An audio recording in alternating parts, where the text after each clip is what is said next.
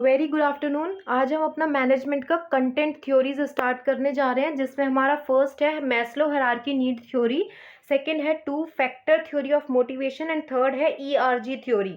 ठीक है। और हमारी प्रोसेस थ्योरीज में कौन कौन सी आएंगी? एक आएगी हमारी एक्सपेक्टेंसी थ्योरी और दूसरी आएगी हमारी परचेजिंग पावर पैरिटी थ्योरी। ठीक है।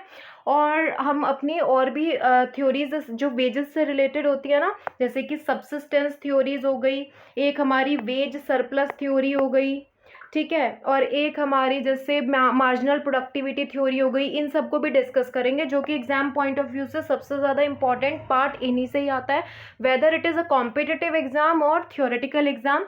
ये मैनेजमेंट एमबीए से रिलेटेड क्वेश्चंस हैं। ठीक है। तो पहला हायरार्की नीड थ्योरी, जैसे कि हमें पता ही होता है कि सबसे पहले हमारी फिजियोलॉजिकल नीड्स फुलफिल होनी चाहिए हैप्पी रहने के लिए। फिजियोलॉजिकल नीड्स कौन कौन सी होती है हमारी? वेजेस हो गए, फूड हो गए, शेल्टर हो गई, ये सब हो गए।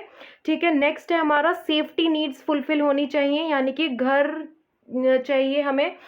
नेक्स्ट है हमारा एफिलिएशन एंड लव, ये हमारी फुलफिल होनी चाहिए, यानी कि बिलोंगिंग, सोसाइटी में रहते हैं तो सोशलिटी हमें आनी चाहिए, कैसे लोग से मिलना है, इंटरपर्सनल रिलेशनशिप्स, इन सबको कहते हैं हम अपना एफिलिएशन एंड लव। उसके बाद कहते हैं हम कि हमारी सेल्फ एक्चुअलाइजेशन नीड्स फुलफिल होनी चाहिए, जिसमें हम किस पे फोकस करते हैं? पर्सनल ग्रोथ पे, हम कितना ग्रो कर रहे हैं, रियलाइजेशन ऑफ पोटेंशियल्स, इंडिविजुअल में सीक फुलफिलमेंट, और हायर जो हमारी हायर ऑर्डर नीड्स हैं, जैसे कि हमारा प्रमोशन कर दो, हमारी सैलरी में इंक्रीमेंट कर दो, हमें बोनसेस दे दो, हमें इंसेंटिव्स दे दो। ठीक है। तो ये हो गई हमारी हाई ऑर्डर नीड्स। सेकंड है हमारा, इसको एक डायग्राम के साथ समझते हैं। पहले जैसे फिजियोलॉजिकल नीड्स में air, water, food, shelter, sleep, clothing, reproduction. Next है हमारा सेफ्टी नीड्स। सेफ्टी नीड्स में क्या क्या है हमारा? पर्सनल सिक्योरिटी, हमें सिक्योरिटी चाहिए, एम्प्लॉयमेंट के एश्योरेंस चाहिए, रिसोर्सेज चाहिए, हेल्थ, प्रॉपर्टी चाहिए। नेक्स्ट है हमारा लव एंड बिलोंगिंग, जिसमें हम फ्रेंडशिप बोलते हैं, इसमें हम intimacy, family, sense of connection. ठीक है। नेक्स्ट है हमारा एस्टीम। एस्टीम नीड्स कौन सी होती है? जिसमें हम अपने आप की खुद को इम्पोर्टेंस देते हैं, सेल्फ एस्टीम नीड्स हो गई, स्टेटस हो गया, recognition, strength, freedom, respect. Okay. Next है हमारा सबसे हायर ऑर्डर नीड्स, जिसमें कॉम्पिटिटिव एग्जाम्स में क्वेश्चन पूछते हैं कि सेल्फ एक्चुअलाइजेशन नीड्स इसमें से कौन सा बेस्ट स्टेटमेंट सूट कर रहा है? तो बोलते हैं desire to become the most that one can be. एक होता है कि इससे बहुत ज़्यादा मोटिवेशन मिलती है, एक कहते हैं कि नहीं, हाइजीन फैक्टर्स से हमें ज़्यादा मोटिवेशन मिलती है। तो इन सब से जो करेक्ट स्टेटमेंट होती है उसको चूज करना होता है। ठीक है।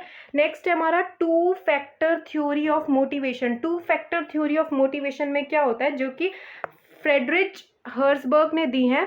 उसने कहा है कि रिवॉर्ड्स को दो कैटेगरी में डिवाइड करूंगा मैं। एक होती है इंट्रिंसिक, जो हमें दिखाई नहीं देती, जो हमारे आंतरिक खुद को, मन को शांति देती है। एक होती है एक्सट्रिंसिक, जो बाहरी सबको दिखती है, सेटिस्फायर्स। ठीक है।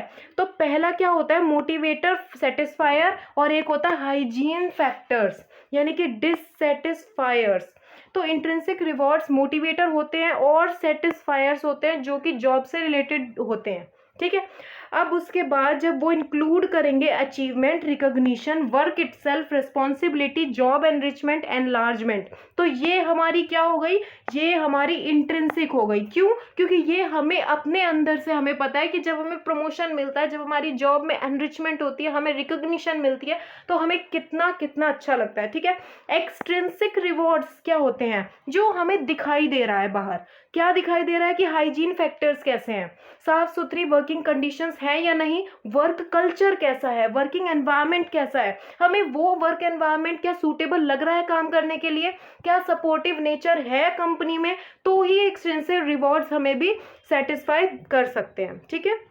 तो these include company policies and administration, supervision, salary, interpersonal relationships, working condition, ये सब क्या है जो हमें बाहर तौर पे दिखाई देते हैं।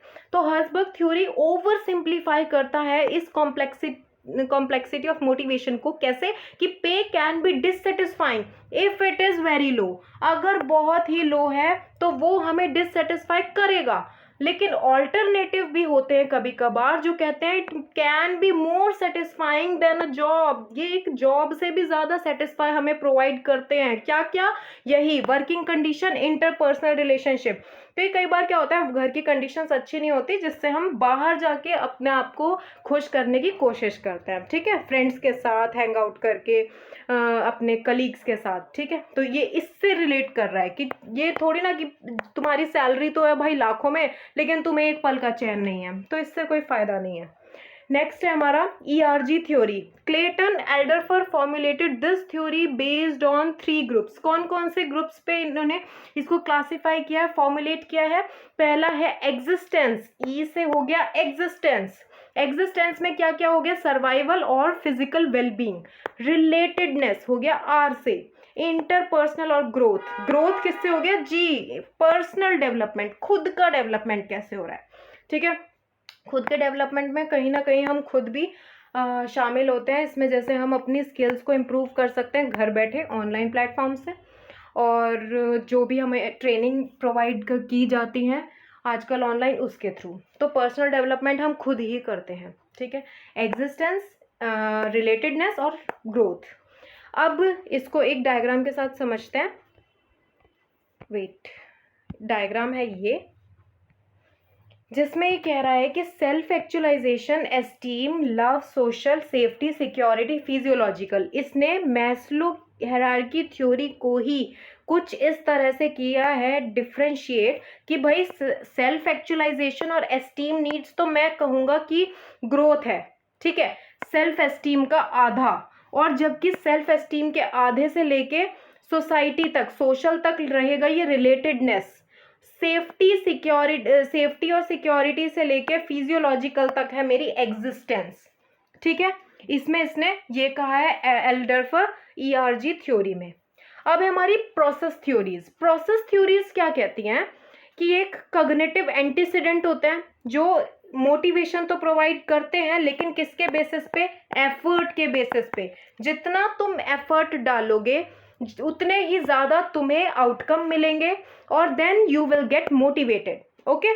तो एक्सपेक्टेंसी थ्योरी का किसने दिया हमें? सबसे पहले तो विक्टर वीरूम ने, जिसने हमें बताया expectancy theory based on the concept of valence, expectancy and इंस्ट्रूमेंटलिटी।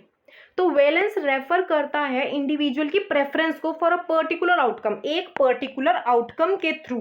कैसे? एक देखो, जैसे ये एक आउटकम है हमारा, ठीक है, अब ये कैसे आएगा? ये तभी आएगा जब तुम इंस्ट्रूमेंटलिटी लगाओगे, ठीक है, एक मिनट, जब तुम इंस्ट्रूमेंटलिटी लगाओगे इनटू तुम अपनी वैलेंस दोगे, तुम इनटू एक्सपेक्टेंसी रखोगे, ठीक है, तो तब आएगा तुम्हारा कहीं जाके मोटिवेशन, यानी कि आउटकम। जब तुम्हारा आउटकम हाई होगा ना, तो ऑटोमेटिकली तुम्हारा मोटिवेशन लेवल भी खुद ब खुद हाई हो जाएगा।